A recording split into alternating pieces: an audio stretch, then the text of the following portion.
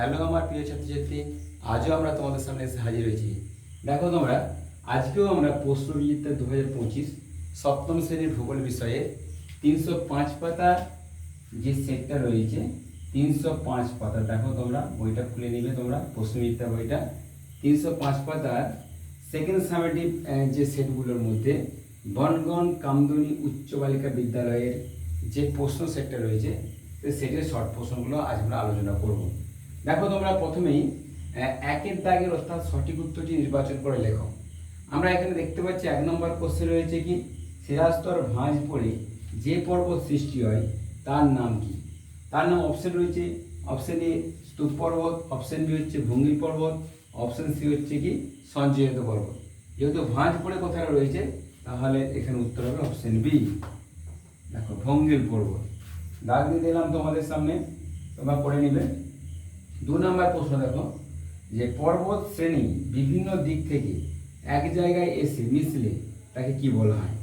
পর্বত শ্রেণী বিভিন্ন দিক থেকে এক জায়গায় এসে মিশলে তাকে বলা হয়, অপশন এ দিয়েছে দেখো যে পর্বত শৃঙ্গ, অপশন বি রয়েছে কি পর্বতগ্রন্থি, অপশন সি রয়েছে কি পর্বত উপত্যকা।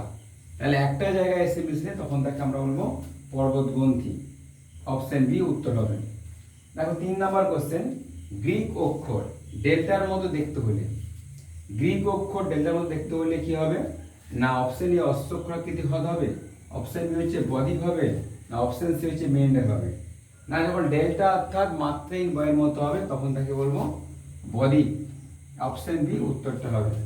দেখো এরপরে কোশ্চেন অর্থাৎ 4 নম্বর কোশ্চেন, মূল নদী থেকে যে সমস্ত নদী বেরিয়ে গিয়ে অন্য কোথাও গিয়ে মিশে তাদের বলে কি?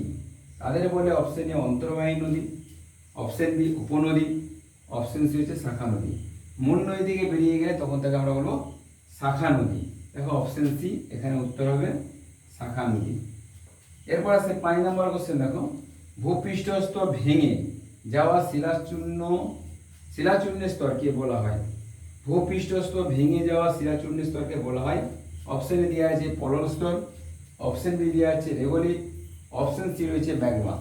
যখন দেখা যাচ্ছে শিলাচূর্ণের কথা থাকবে অর্থাৎ ভূপৃষ্ঠস্থ কোনো শিলা ভেঙে গিয়ে যখন শিথিল হয়ে পড়বে সেটাকে আমরা বলবো কি রেগোলিথ।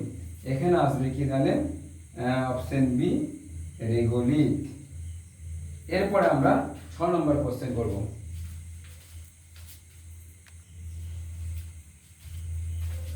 6 নম্বর কোশ্চেনটা দেখতে পাচ্ছি আমরা, গ্রানাইট একটি কোন ধরনের শিলা? অপশন এ পাললিক শিলা, অপশন বি আগ্নেয় শিলা, অপশন সি হচ্ছে রূপান্তরিত শিলা।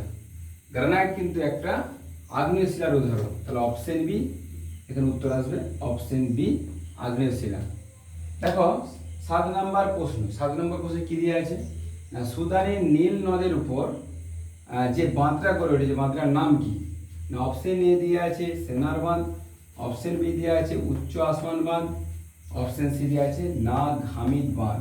তাহলে এখানে সুদানের নীল নদের উপর কিন্তু অপশন এ অর্থাৎ সেনার বাঁধ রয়েছে, সেনার বাঁধ রয়েছে।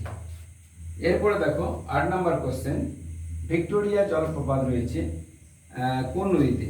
অপশন এ হচ্ছে নাইজার নদীতে, অপশন বি হচ্ছে জামবেজি নদীতে, অপশন সি রয়েছে কঙ্গো নদীতে। তা ভিক্টোরিয়া জলপ্রপাত রয়েছে কিন্তু জামবেজি নদীতে, অর্থাৎ অপশন বি উত্তর হবে জামবেজি নদীতে। দেখো এরপরে রয়েছে 9 নম্বর প্রশ্ন। 9 নম্বর প্রশ্ন কি রয়েছে দেখো, নীল নদের তীরে গড়ে ওঠা একটি বিখ্যাত শহর হলো কি? নীল নদের তীরে গড়ে ওঠা একটি বিখ্যাত শহরের নাম আমরা জানি, কিন্তু এখানে অপশন এ দিয়ে আছে কায়রো, অপশন বি দিয়েছে নাইজার, অপশন সি দিয়েছে বান্ডাকা। আমরা এখানে উত্তর পাবো কায়রো, অর্থাৎ অপশন এ, নীল নদীর তীরে গড়ে ওঠা একটি শহরের নাম হচ্ছে কায়রো। 10 নম্বর কোশ্চেন রয়েছে দেখো, আফ্রিকার সর্বোচ্চ শৃঙ্গ হলো কি? আফ্রিকার সর্বোচ্চ শৃঙ্গ হচ্ছে অপশন এ দেওয়া আছে মাউন্ট তৈবকাল, অপশন বি দিয়েছে মাউন্ট কিলিমাঞ্জারো, অপশন সি দেওয়া আছে মাউন্ট ড্রাকেনসবার্গ। কিন্তু আফ্রিকার সর্বোচ্চ শৃঙ্গের নাম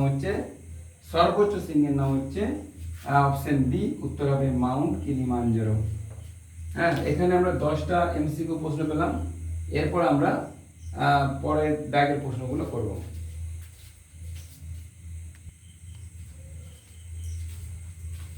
2 এর দাগে এবারে রয়েছে শূন্যস্থান পূরণ করো। শূন্যস্থান পূরণ করার মধ্যে দেখো 1 নম্বর কোশ্চেন রয়েছে, ভারতের ড্যাশ হলো একটি লাভা গঠিত মালভূমি। ভারতের একমাত্র লাভা গঠিত মালভূমি রয়েছে, আমরা জানি সবচেয়ে বড় লাভা গঠিত মালভূমি দাক্ষিণাত্য মালভূমি। দাক্ষিণাত্য লিখে দিই, এটা দাক্ষিণাত্য। ভারতের দাক্ষিণাত্য হলো একটি লাভা গঠিত মালভূমি। এবার দেখো 2 নম্বর কোশ্চেন রয়েছে, উচ্চ প্রবাহের নদীর প্রধান কাজ কি? উচ্চ প্রবাহের নদীর প্রধান কাজ হলো ক্ষয়। ক্ষয় ক্ষয় লিখতে পারি বা ভূমিক্ষয় লিখতে পারি, ভূমিক্ষয়। ঠিক আছে। এবার দেখো 3 নম্বর কোশ্চেন রয়েছে, বাঁকুড়ার গন্ধেশ্বরী হলো ড্যাশ নদীর শাখা নদী। বাঁকুড়ার গন্ধেশ্বরী হচ্ছে এটা দ্বারকেশ্বর নদীর শাখা নদী। দ্বারকেশ্বর, দ্বারকেশ্বর, দ্বারকেশ্বর, দ্বারকেশ্বর হচ্ছে হলো ড্যাশ নদীর শাখা নদী। এই বাঁকুড়ার গন্ধেশ্বরী হচ্ছে দ্বারকেশ্বর নদীর শাখা নদী। এবার 6 নম্বর প্রশ্ন দেখো, 4 নম্বর প্রশ্ন, ড্যাশ মাটিতে ফসল চাষ ভালো হয়? দেখো আমরা জানি দোআঁশ মাটিতে ফসল চাষ ভালো হয়। দোআঁশ মাটিতে,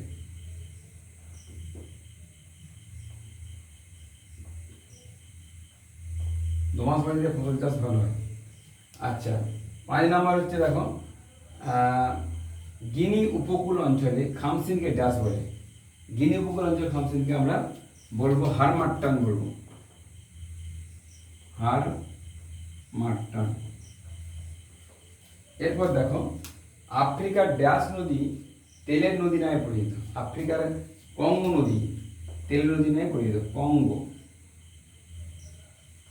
কঙ্গো নদী হচ্ছে তেলের নদী নামে পরিচিত। আমরা এখানে 6টা হচ্ছে শূন্যস্থান পূরণ দেখলাম।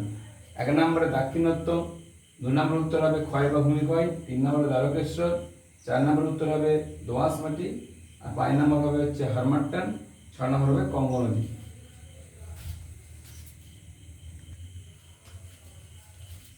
দেখো আমরা এরপর আমরা আসবো 2 এর বি। 2 এর বি এর দায় কি রয়েছে না, অতি সংক্ষিপ্ত প্রশ্নের উত্তর দাও। আমরা সংক্ষেপে উত্তর লিখব। দেখো প্রথম প্রশ্ন দিয়ে আছে এখানে, পৃথিবীর ছাড় কাকে বলে? আমরা সবাই জানি পৃথিবীর ছাড় কাকে বলে না, পামির মালভূমিকে। পামির মালভূমি, ঠিক আছে, পৃথিবীর ছাড় বলাই পামির মালভূমি। 2 নম্বর কোশ্চেন রয়েছে, যে নদীতে সারা বছর জল থাকে তাই কি বলা হয়? আমরা জানি যে নদীতে সারা বছর জল থাকে তাকে বলা হয় নিত্যবহ নদী।